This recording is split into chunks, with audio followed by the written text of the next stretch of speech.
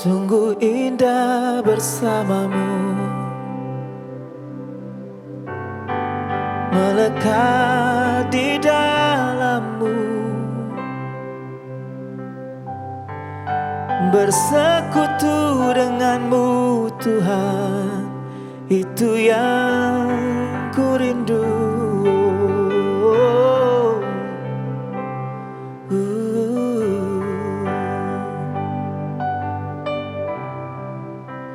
Hanya dekat Allahku, rasa tenang hatiku, Kau sertai jalanku sepanjang hidupku.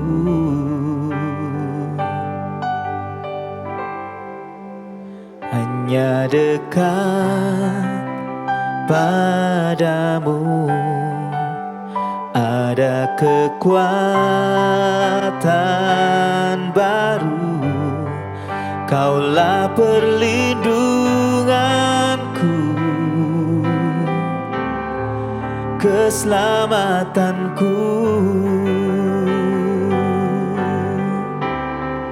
Ku ingin selalu bersekutu denganmu, menikmati hadiratmu, biarkan rohmu tinggal dalam hidupku.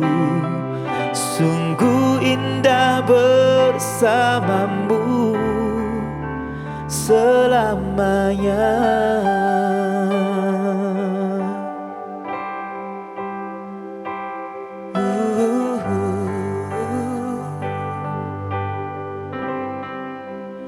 Hanya dekat Allahku, rasa tenang hatiku, Kau sertai jalanku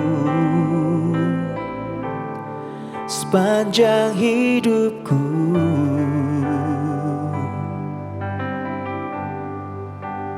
Hanya dekat padamu ada kekuatan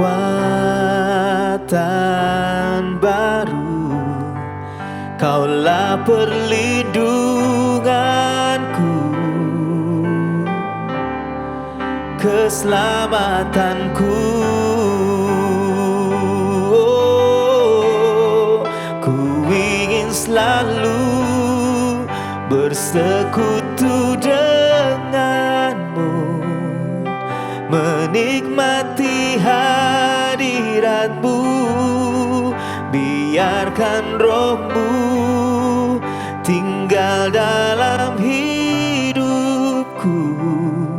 Sungguh indah bersamamu, ku ingin selalu bersekutu denganmu, menikmati hadiratmu, biarkan rohmu tinggal dalam hidupku. Sungguh indah bersamamu, ku ingin selalu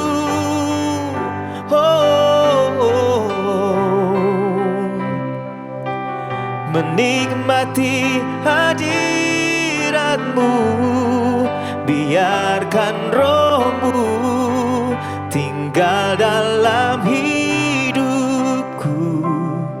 Sungguh indah bersamamu selamanya.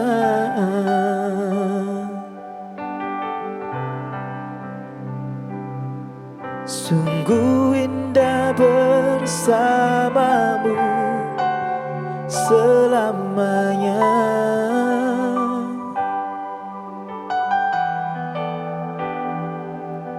Sungguh indah bersamamu selamanya.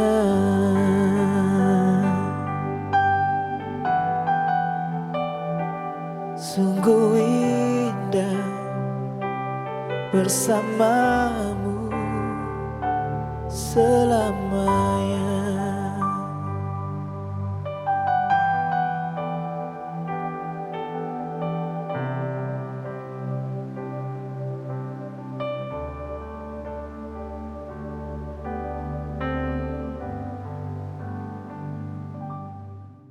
Shalom saudara, saya hari ini sharing dari Kejadian pasal 11, ayat favorit saya, pasal favorit saya yang saya sering sharing kepada anak saya tentang Menara Babel. Tapi fokus saya di ayat yang 5 dan yang ke-7 sampai ke-7.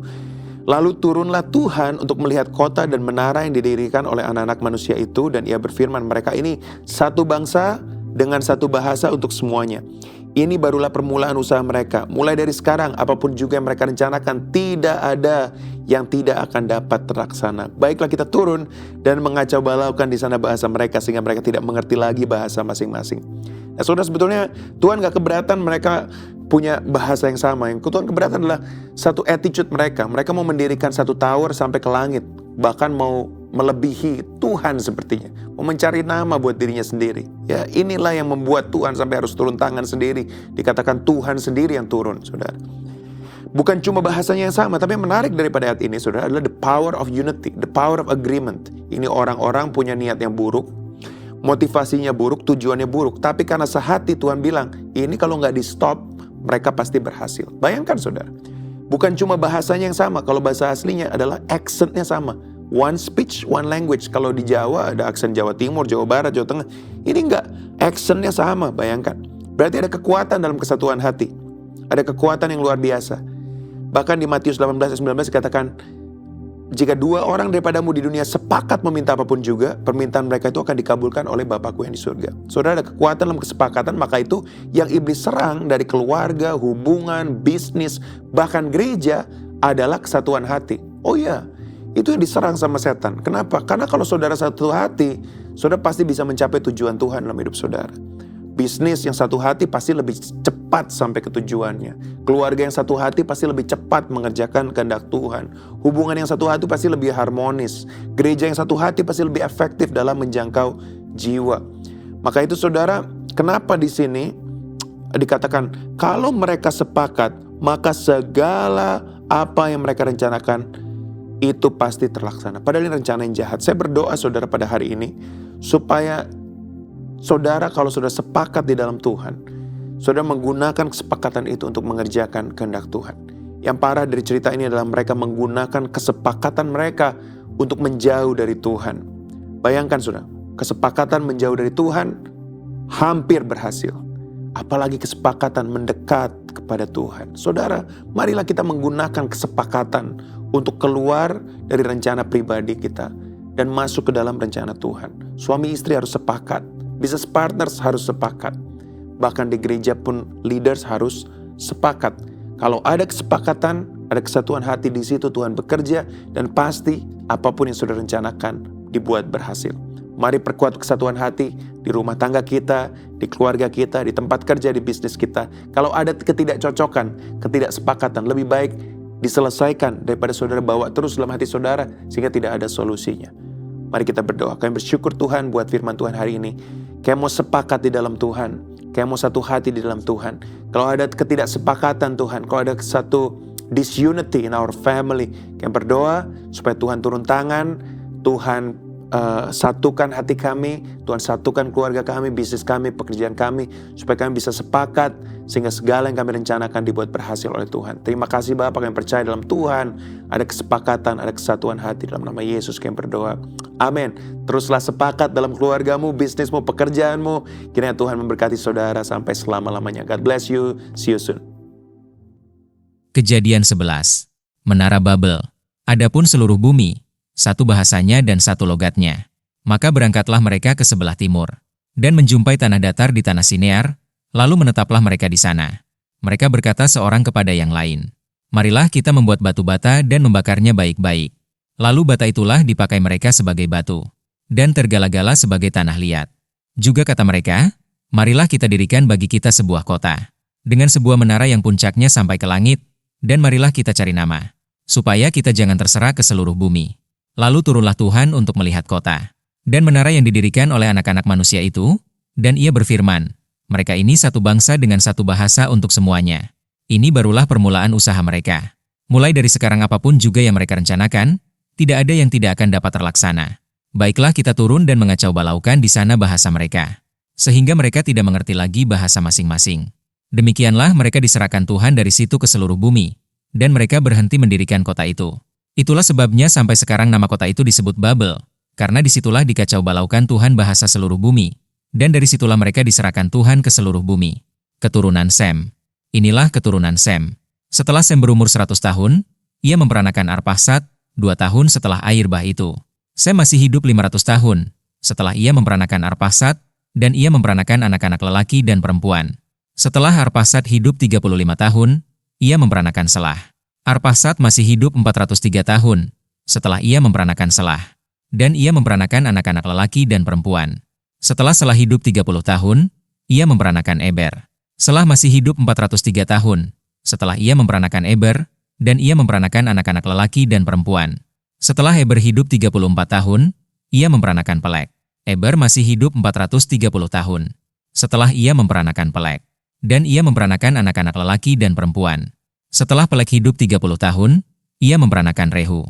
Pelek masih hidup 209 tahun, setelah ia memperanakan Rehu, dan ia memperanakan anak-anak lelaki dan perempuan. Setelah Rehu hidup 32 tahun, ia memperanakan Serug. Rehu masih hidup 207 tahun, setelah ia memperanakan Serug, dan ia memperanakan anak-anak lelaki dan perempuan. Setelah Serug hidup 30 tahun, ia memperanakan Nahor. Serug masih hidup 200 tahun, setelah ia memperanakan Nahor, dan ia memperanakan anak-anak lelaki dan perempuan. Setelah Nahor hidup 29 tahun, ia memperanakan Terah. Nahor masih hidup 119 tahun, setelah ia memperanakan Terah, dan ia memperanakan anak-anak lelaki dan perempuan. Setelah Terah hidup 70 tahun, ia memperanakan Abram, Nahor dan Haran. Daftar keturunan Terah. Inilah keturunan Terah. Terah memperanakan Abram, Nahor dan Haran. Dan Haran memperanakan Lot. Ketika Terah, ayahnya, masih hidup, matilah Haran di negeri kelahirannya, di Ur-Kasdim. Abram dan Nahor kedua-duanya kawin.